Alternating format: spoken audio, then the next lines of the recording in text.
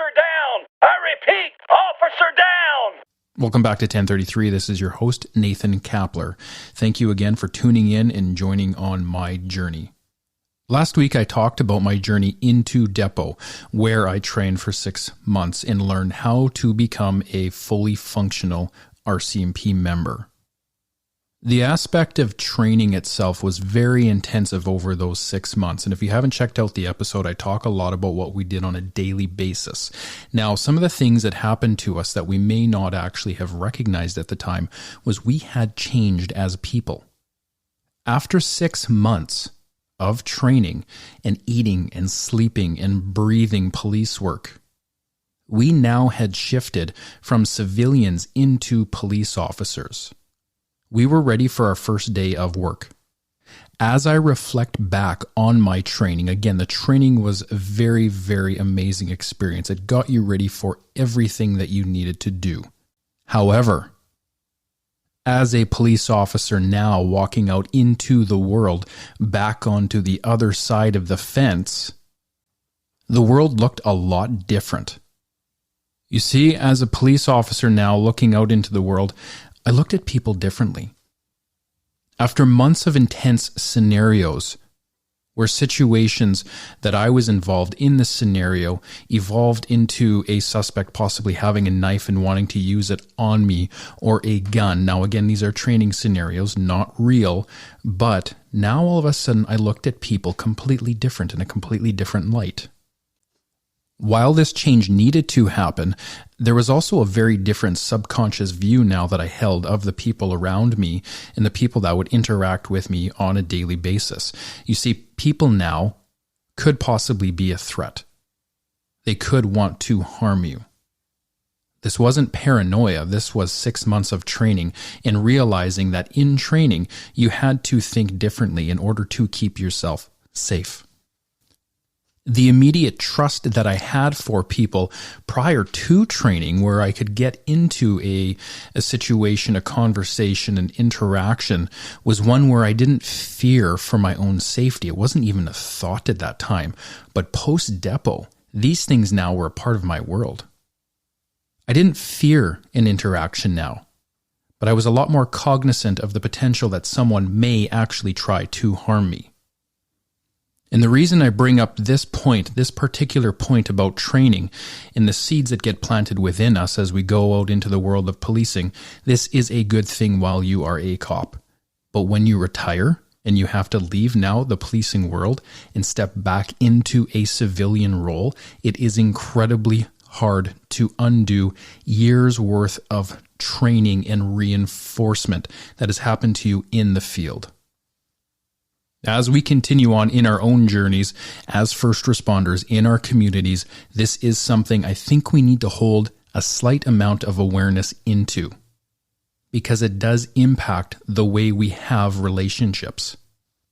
I'm going to assume that some of you that are listening right now might say, hey, that's great. I understand that idea, but it doesn't apply to me. I go home and I turn it off. And I would actually argue that how can you turn something off that's subconsciously planted within you to keep you safe? It is there for a reason. It is not a bad thing. It is something to help keep you alive on the streets while you are a first responder. It's a trait that you need. But I don't believe for 1 second that many of us can go home and just turn it off. I couldn't. And I was never able to at any point in my career, even though I told myself consciously that I could turn it off when I got home. For a lot of us, as we leave Depot, we don't spend a whole lot of time talking about the trauma that may happen to us in the field or the impacts to our own mental health. At least back then in 2007, there wasn't a lot said while I was at Depot about what could happen in the world of PTSD. It may have been a conversation point amongst some of our troop at one point, and I know at one point we definitely talked about a book that floats around. Every single cadet probably will most likely buy this and read it, and I think it's a good idea, but it is called Emotional Survival for Law Enforcement. Well, I think it's a good place to start and a great book to read.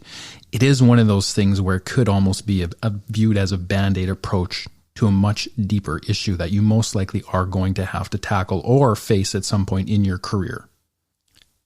PTSD simply cannot be prevented by one book.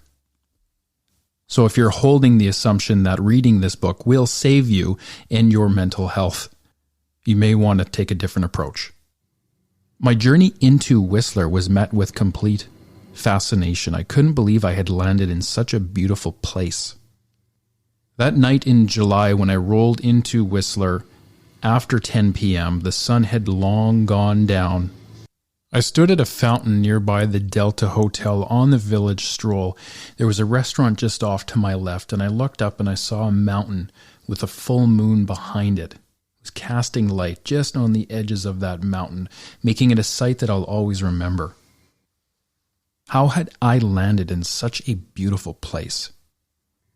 I checked into the Delta Hotel. I had a few of my possessions moved into the room by that point, and I passed out within a few minutes. I was exhausted from a long day and a long drive and all of the excitement. The next morning I would awake to realize that I was starved. I would go get breakfast and I would go pop into the detachment first thing in the morning and say my hellos. Despite these 6 months of training and getting to a point where I did actually feel like a police officer, that day when I walked in and I said my hellos and I saw other police officers and I was introduced into the world of policing and being a cop, I felt completely in a middle ground between two worlds, not yet completely in the other one, and not yet in my past world either. I think in that moment I still struggled with the reality of this was my new home. This would be my new role for 4 years. I couldn't piece together the pieces of the puzzle of how this journey would then get to the next day where I was actually putting my uniform on and out there in Whistler policing. While at the Whistler RCMP detachment, I met a lady who was able to help direct me in the right direction of getting long-term housing set up. Up in Whistler, they actually provide you with singles quarters or married quarters, depending on where you are with your family or your life. And at the time of mine being unmarried, I chose to pursue singles quarters. I was put on a waiting list. I believe I met my field trainer that day too, and consisted of a watch made up of mostly French-speaking men. My first shift wasn't actually for a few days, so I said my goodbyes, I finished off my tour of the detachment, and I headed back out into the world of Whistler. As I was leaving, I actually got stopped by one of my watchmates who said, "Oh, hello, Nathan. Would you like to come out for a ride along real quick if you're not up to anything and see Whistler? I'll give you a tour of Whistler." I said, "Yeah, sure, absolutely." As I jumped in the police car on the passenger side, I actually had this moment where I opened up the door and I thought to myself, am I a cop? This is weird. I'm getting into a cop car. I am a cop, but I'm not a cop yet. I haven't yet worked my first shift. It was totally a weird little space to be in. Regardless, off we went, driving around in this big Suburban that had all of the RCMP markings, and I went out for my first ride along as a real police officer, not wearing my uniform. Shortly after leaving the detachment, a call came in. As I listened to the call on the radio, dispatch had notified the member that I was with that he was needed to go and stop a cougar attack. I remember thinking to myself in that moment when the call came in, I don't want to go do this. This is too scary. Do police have to go to animal calls as well? I don't even think I got trained in depot how to manage or handle an animal call. In that moment, I also told myself, too, that I wasn't going to get out of the cop car. If we got to scene and there was a cougar that was actively there, I wasn't getting out. I didn't have a gun or a firearm or anything, but off we went. That member turned on his lights and sirens, and we drove code 3 to my first call, a possible cougar attack. Now, when we got to scene, the member turned to me and gave me the shotgun with some rounds, so I did have some comfort to get out of the vehicle to actually do something if I was required to. But as luck would have it, the cougar actually got spooked during the attack and ran off into the bushes. Nobody was actually hurt during this event, which was actually truly amazing. So my partner had basically collected some information, a few names, made sure everybody was physically okay and could get out of the area, and later relayed this event to conservation so they could follow up. After that call, we parted ways, and I finished off my day exploring Whistler and learning a little bit about the community. I would later return to my hotel room, make a few phone calls to family back home and loved ones, And as the night slowly faded into sleep, I drifted off, still kind of stuck in between two worlds, unsure as to where exactly I was. A few days later, I would show up for my first shift. Excited, I threw on my uniform. My gun had landed in Whistler from depot. It had to be shipped across Canada, I believe. And I would attempt to set up a few administrative things on my first day shift. I had to gain access to a police database. I had to set up my email, get my voicemail set up. And the process was somewhat cumbersome. Despite them knowing that I had been coming for probably months, not much had actually been set up for me. I was responsible to do all of this on my own. My trainer and I had a few words in the morning before we headed out to the streets. You see, I would actually join him for the first few months while I was under training. And this is a very normal process as well. Cops out of depot do not just get to go on the street. They go through 6 months of what is called RFT training, or recruit field training. And you continue to be observed and graded and marked on a bunch of different aspects related to your job. At the same time, you're expected to complete a CAPRA project, and a CAPRA project is more or less a community-based project where you're now able to come in and give the community something to improve. I kept mine fairly simple just for the simple fact that I knew I was going to be busy with this steep learning curve of actually becoming a cop. I chose to do a fairly simple CAPRA project, and I was told to do it that way because in the beginning, with your steep learning curve of learning how to become a cop now in the field, you don't really have all that much time to do extra things. So at that time, there was a glaring problem with the hotels in Whistler. In order to call the front desk, you had to dial 911. Well, most people didn't pause in between the 9 and the first one, so they called 911. And as you can see, we ended up with a ton of 911 calls, and we had to go to each and every single one and check each room and make sure people were okay, even if they called in and said, "Hey, I'm sorry, this was done in error." When my trainer and I hit the road, I wasn't prepared for the pace of the day. I also wasn't prepared for the amount of adrenaline that was going to get dumped into my body repeatedly from different scenarios that I was going to have to deal with on that day. I was expecting maybe a few traffic stops, maybe go answer a few calls for service, 911 calls. Instead, my field trainer kept me so busy that we handled the most complex files that came in that day, and we actually ended up arresting 6 people from 6 different separate events. He wanted to expose me to as much as possible in the shortest amount of time, and he accomplished that goal. And I don't say this story or talk about it this way with any negative light whatsoever. He was actually a really good field trainer. But with each call that we went to, I didn't have time to decompress and deal with the adrenaline that had just been dumped into my system. For whatever reason, that day shift, we actually had some fairly significant files. And at one point, I definitely felt like I was in a race, and I had no idea how much longer this race went on for. I think near the end of the shift, my trainer could finally tell that I was completely spent. I had nothing left in me. I most likely actually even looked like a walking zombie, probably unable to speak at points just due to extreme exhaustion from the continuous, repeated cycles of adrenaline being dumped into my body over and over and over again. When you first start policing, you don't realize the impact of your adrenal glands dumping some of the adrenaline into your body, even on some of the more insignificant calls. And it does take time to get used to this. Following the end of the shift, I had cleaned up my workspace, changed back into civilian clothes, and left everything that was police-related in my locker and locked it up and walked back to the hotel, which actually wasn't that far away from the detachment. I most likely finished my shift sometime around 5 or 6 p.m. But due to the extreme exhaustion of these adrenaline dumps that happened during the course of the day, I went back to the room, unplugged my phone, turned it off, and I went straight to bed. I didn't have any energy even to go out for dinner. That night I slept like a log, felt somewhat rested the next morning when I woke up, and I went back to the detachment to do it all over again. My first few weeks as a police officer, I actually equate it to a bit of a roller coaster ride. You see, as soon as you show up for your shift, it's almost like entering that car that's on the tracks. You get the harness put on you. You buckle up.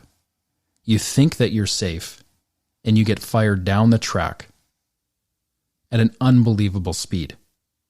And that speed continues until your shift is over.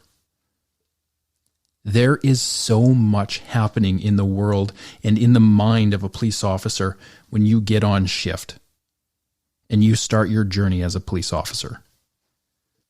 Now, over time, I would get a bit more used to the pace. I would become a lot better at managing and becoming a little bit more efficient in the way and things that I did in order to keep myself above water.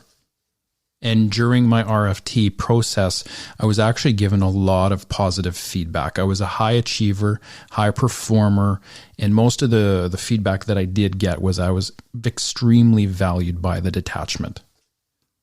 I approached policing in such a way that I was very proactive about it. I could go to the calls when they came in, no problem. But I also really enjoyed getting out there and doing things on my own, doing the traffic stops, looking for crime, looking for things to help Whistler out with, to make it a safer and a more stable community. During the same time, I was starting to see my relationship from back home change and shift. The distance had become an issue. Our courses in life had become an issue. They no longer paralleled each other. I couldn't expect that other person to move to Whistler for me and drop their entire life. There was still school that was involved, 2 more years of college. And I was left facing the reality of, do I continue to pursue this career or do I end it and head home? It didn't take long for the relationship to collapse and finally hit its point of no return.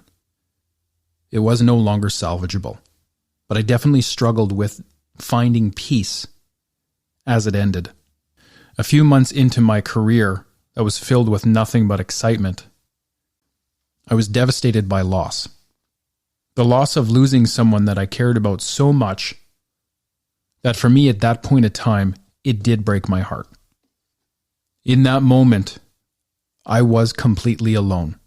No family around me, no loved ones. I was on this journey on my own. I had no one to rely on but myself.